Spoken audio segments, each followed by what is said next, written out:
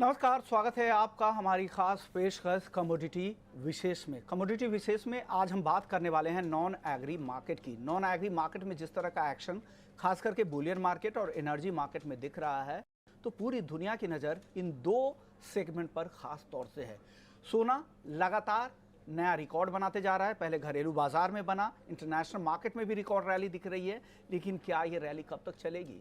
कहां पर आपको एंट्री करनी चाहिए, कहां पर एग्जिट करने चाहिए? पोजिशनल ट्रेडर्स के लिए खास तौर पर हम पूरे ही नॉन एग्री मार्केट पर खास चर्चा करेंगे। तो सबसे पहले चर्चा होगी सोने की, जहां पर जबरदस्त रैली का दौर चल रहा है, लेकिन ये रैली कब तक चलेगी ये जानना बेहद जरूरी है। चिंतन, सबसे पहला सवाल मेरा आपसे गोल्ड पर ही होगा।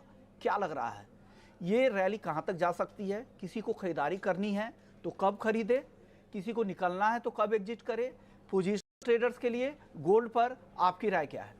ओके, सो गोल्ड आपका जैसे कल ये सीपीआई डेटा आपने जैसे कहा, CPI data was under control. तो जब आपका लास्ट जब ये एफओएमसी हुआ था तो मिस्टर पोवेल ने बहुत क्लियरली बताया था कि ये आपके जो जॉब डेटा आ रहे हैं और जो आपका सीपीआई डेटा आ रहा है उसी के ऊपर वो उनका डिसीजन लेंगे कि नेक्स्ट रेट हाइक उनको करना है या स्टेबल रखना है या रेट कट की बात भी हो सकती है।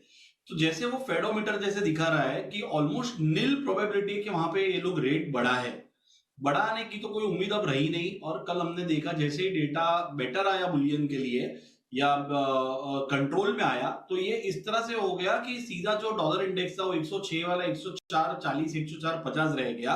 So market celebrate in a very nice way. और बुलियन भी आप अगर गोल्ड की बात करो तो गोल्ड भी $25 की तेजी आपकी कल आपको देखने को मिली। तो यहाँ पे जो होगा कि अभी तक ऐसा था कि 2024 में रेट कट आ ही नहीं सकता है, तो ये सीपीआई कंट्रोल होने के बाद अगर जॉब डेटा भी ऐसे आते हैं जहां पे थोड़ा सा वीकनेस देखने को मिले जॉब अपॉर्चुनिटी में, तो इन्फ्लेशन और कंट्रोल में आएगा। एक्चुअली जो स्टेप इन्होंने इतने टाइम से लिए हुए हैं इंटरेस्ट रेट हाइक कर करके, वो रिजल्ट अब दिखना चालू होगा। तो मुझे ऐसा लग रहा है कि यहाँ पे ये गोल्ड बाय ऑन डिप्स आ गया। यहाँ से अगर आप 1970 is a current level in a gold, तो ये आप अगर 1940 के स्टॉप लॉस से अगर इसको बाई कर रहे हो इंटरनेशनल मार्केट और रूपी टर्म्स में अगर आप देखो तो 60,355 का एमसीएक्स पे लेवल है। तो 59,800 का अगर स्टॉप लॉस रख के अगर आप बाई करो तो यहां से आपको एक अच्छा रैली मिल सकता है। V8 एबेंस are very good in derivatives, तो आप ऐसा भी कर सकते हो कि आप अराउंड 59,800 का पुट बाय करके फ्यूचर लॉन्ग कर सकते हो। तो इस स्ट्रेटेजी में आपका नीचे का जो साइड रहता है वो beyond a point limited risk पे रहता है और ऊपर में आपको 61,500 के लेवल देखने को मिल सकते हैं नेक्स्ट 3 या 4 महीने में। चिंतन मेहता, आपको क्या लग रहा है, चांदी की जो तेजी है ये कहां तक जाएगी? आपके हिसाब से चांदी किस दायरे में ट्रेड करेगी? क्या टारगेट आप देख रहे हैं चांदी को लेकर? पोजिशनल ट्रेडर्स के लिए आप बताइए, चांदी में कहां मौके हैं, किस तरह के मौके दिख रहे हैं आपको? सी, चांदी जो है वो बहुत टाइम से 22 और 23 इंटरनेशनल जो ये लेवल है वहां पे सस्टेन रही हुई है। ऊपर में 23.80 और 23.50 के बीच में उसको रेजिस्टेंस आ जाता है। तो हमने पहले भी देखा कि ये इन्वेस्टमेंट क्लास है और ये जो इस असेट क्लास है वो इंडस्ट्रियल यूसेज वाला क्लास है। तो अगर इकोनॉमी इतनी ज्यादा ग्रो नहीं करी या यहाँ पे तो चांदी की डिमांड में कमी आ जाती है और जब कमी आ जाती है तो वो beyond a point out perform नहीं कर पाती।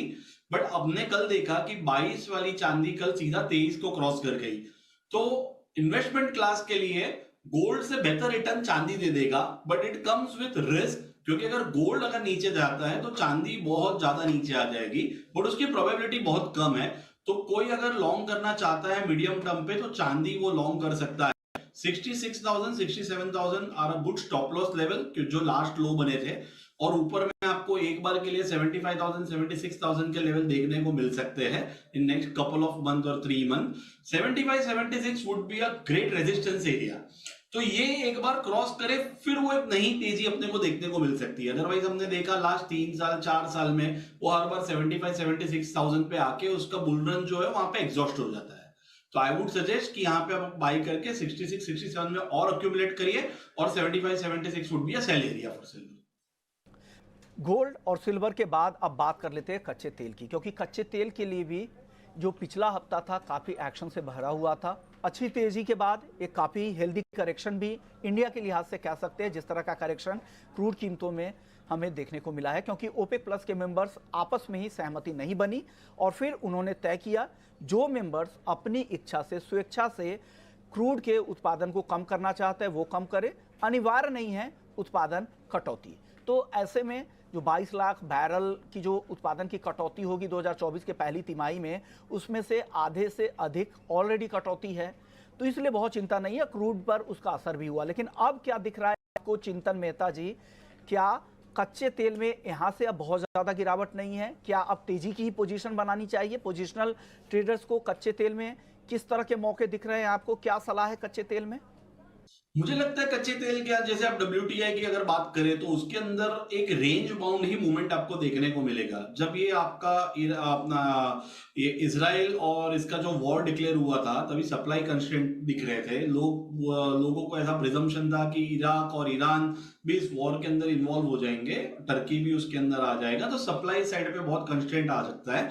तो ऊपर में हमने MCX पे 8000 का लेवल देखा, बट ईरान ने जब उसके अंदर इन्वॉल्व ज्यादा हुआ नहीं, जो वॉर एक कंट्रोल जोन में अभी तक चल रहा है which is between 2 countries only, तो यहां पे हमने फिर देखा कि सप्लाई, ईरान ने बोला कि हम हमारा सप्लाई बढ़ा देंगे, तो हमको सप्लाई देखने को मिला और उसमें वो ओवरसोल्ड जोन में चला गया 6000 के आजू बाजू, और अब ये 6500 के आजू बाजू ट्रेड हो रहा है। तो मुझे ऐसा लगता है कि नीचे के लेवल जहां पे आप 6100, 6200, 6300 यहां पे आप बाई करके उसको 7200, 7300 पे as a trading range trade कर सकते हो। इसके अंदर एक कोई नया डायरेक्शन, कोई नई क्लैरिटी के बाद ही आ सकता है, जो मुझे अभी नहीं दिख रहा है। तो it is gonna be a range play. तो आप नीचे के लेवल पे बाई करिए, 5800 का स्टॉप लॉस रखिए और ऊपर में 7300 से लेके 7500 तक आप बेच सकते हो।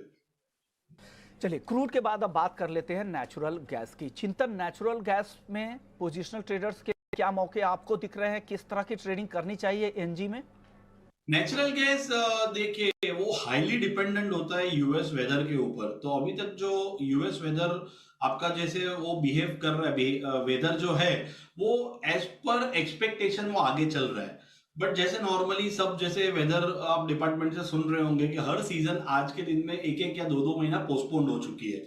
तो यूएस में जब हरिकेन्स वगैरह आते हैं तो वहां पे डिसरप्शंस आते हैं, सप्लाई डिसरप्शन आते हैं और वो पहुंचा नहीं पाते, क्योंकि उसकी जो प्रोडक्शन की जो कैपेबिलिटीज है नेचुरल गैस की और स्टोरेज कैपेबिलिटीज है वो ओवरनाइट आप इंप्रूव नहीं कर सकते। वो 14 मिलियन बैरल के ऊपर वहां पे हेनरी अप की जो लिमिट है उसी पे है। तो अगर ये जनवरी और फरवरी या दिसंबर एंड में अगर कहीं पे ऐसा कुछ अनएक्सपेक्टेड मिले तो ही आपको यहां से $3 के ऊपर की तेजी देखने को मिल सकती है, वरना इसी तरह से वो ऊपर में 280 290 पे सप्लाई आ जाएगा और 220 और 230 के बीच में आपको प्रॉपर डिमांड दिखती मिल जाएगी, क्योंकि सीजन अभी खत्म नहीं हुआ है, रिस्क अभी खत्म नहीं हुआ है।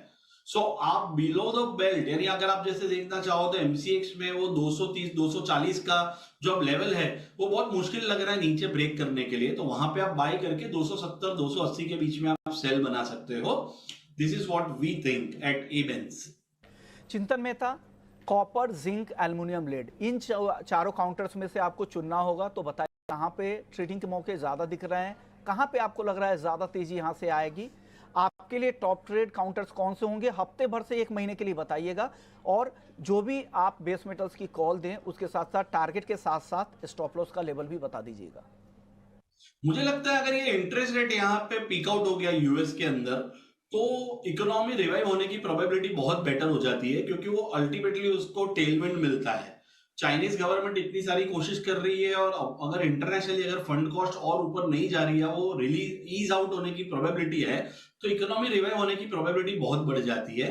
और ऐसे केसों में ऑब्वियसली मेटल बढ़ जाएंगे, बुल रन में आ जाएंगे। तो मुझे सबसे अच्छा जो बाई साइड लगता है वो जिंक और एल्यूमिनियम लग रहा है। जिंक अगर आप देखो तो लास्ट 3-4 महीना 5 महीने से अगर आप देखो तो हर बार जब चाइना का कुछ पॉजिटिव न्यूज आता है तो वो नीचे से अपना बेस थोड़ा थोड़ा ऊपर शिफ्ट कर रहा है। ये 3-4 महीने पहले अराउंड 210 215 के बीच में का बेस बन रहा था, तो धीरे धीरे फिर 220 222 223, अब वो धीरे धीरे 230 ट्रेड कर रहा है और अब वो 222 223 के नीचे दिखता हुआ नहीं दिख रहा है कि वो जाए। तो वो बेस अपना शिफ्ट कर रहा है। अगर यहीं पे अगर किसी को बाई करना है तो वो बाई कर सकता है और अक्यूमुलेट कर सकता है जितना नीचे के लेवल पे आए, बिकॉज यहाँ पे आपको कंटेंट को इतना भरना नहीं पड़ रहा like unlike a natural gas. और वहां पे ऊपर में आपको 260 270 के लेवल जिंक में देखने को मिल सकते हैं, सेम विद एल्यूमिनियम, अगर आप एल्यूमिनियम देखिए तो लास्ट 3-4 महीने में 190 195 के लेवल थे, वो धीरे धीरे धीरे ओवरकम करते करते फिर उसने 200 का बेस बनाया, अब वो 200 205 के बीच में एकदम स्टेबल चल रहा है। तो विद एनी पॉजिटिव डेटा अब ये जब बेस शिफ्ट करेगा तो नेक्स्ट बेस आपको देखने को मिलेगा 215 220 के बीच में। तो I would say buy on dips for aluminium and zinc is a good idea. Copper के अंदर भी नीचे के लेवल पे बहुत अच्छा सपोर्ट आ रहा है, बट अभी भी उसके जो फंडामेंटल्स है वो उसके फेवर में नहीं है, तो कॉपर में बार बार ऊपर के लेवल पे सप्लाई आ जाता है। तो बेस मेटल के अंदर zinc and aluminium is the metal to go along. तो कमोडिटी विशेष की इस खास पेशकश में फिलहाल इतना ही, लेकिन बाकी खबरों के लिए आप बने रहिए ईटी नाउ स्वदेश के साथ। नमस्कार।